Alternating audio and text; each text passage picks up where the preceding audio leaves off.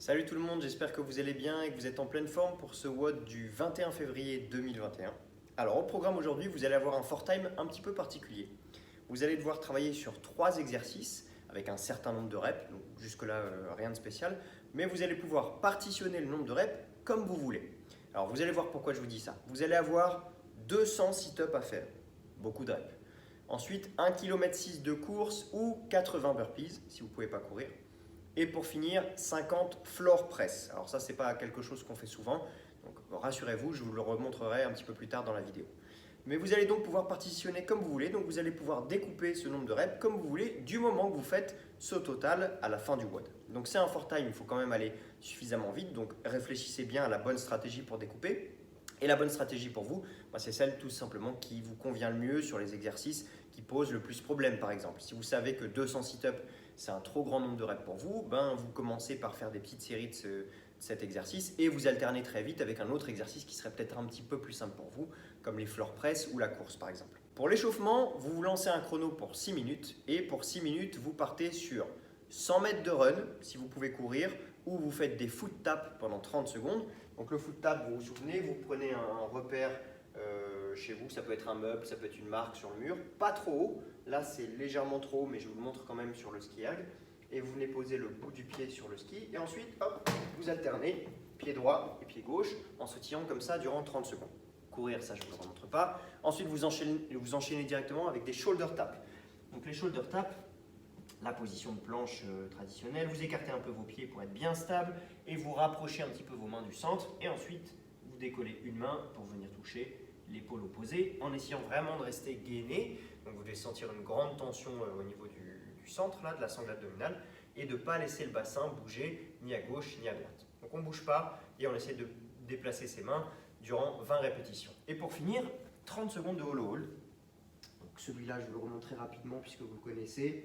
Allongé sur le dos, les lombaires plaqués au sol. Je déplie les jambes, si je peux, je déplie les bras et j'essaie de tenir la position.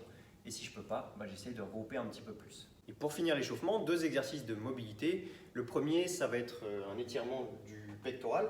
Donc vous le connaissez celui-là, on l'a fait suffisamment souvent. Vous venez poser votre coude à peu près à hauteur du nez ou du front, ça dépend de la zone que vous voulez étirer. Vous pouvez jouer d'ailleurs un petit peu sur cette hauteur, contre un mur. Le bras est à plat, la main est à plat. Et ensuite vous allez pivoter pour sentir déjà un premier étirement et ensuite un pas vers l'avant. Un pas vers l'avant, ça devrait suffire à ce que vous sentiez toute cette zone-là, donc depuis l'épaule jusqu'au niveau de la poitrine, qui soit étirée durant 1 minute. Donc vous restez comme ça, vous ne bougez pas et ensuite vous changez de côté et vous faites la même chose de l'autre côté. Et le deuxième exercice, c'est du chien tête en haut. Vous connaissez déjà le chien tête en bas, l'inverse, vous allez venir rapprocher le bassin du sol sans poser les genoux, sans poser les cuisses.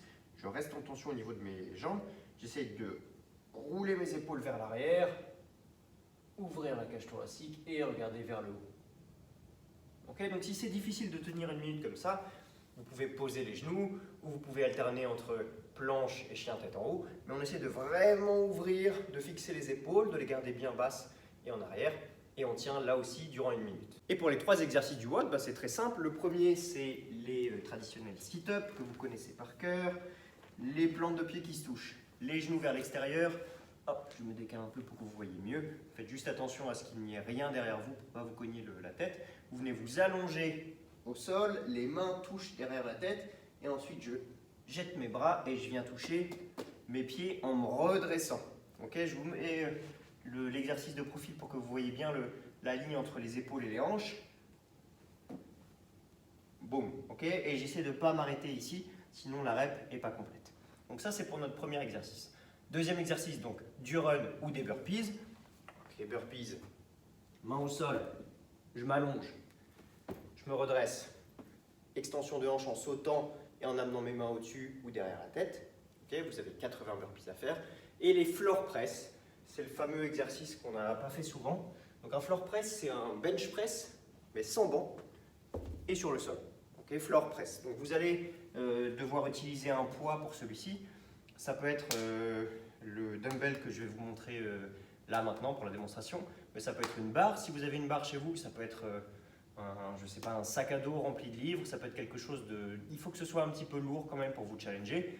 Et vous avez donc 50 reps à faire. Donc le setup, Je m'allonge sur le dos, le poids, hop, j'essaie de l'avoir sur moi.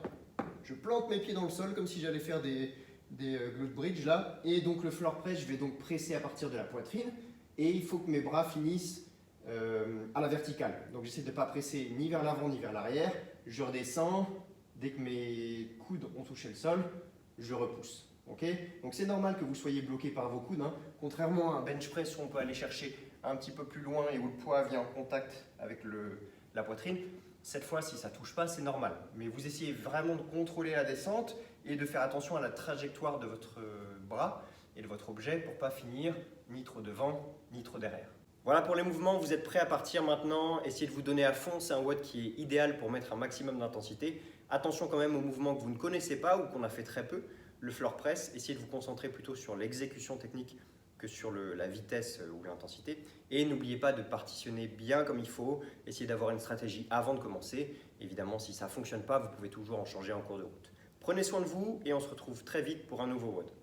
Ciao!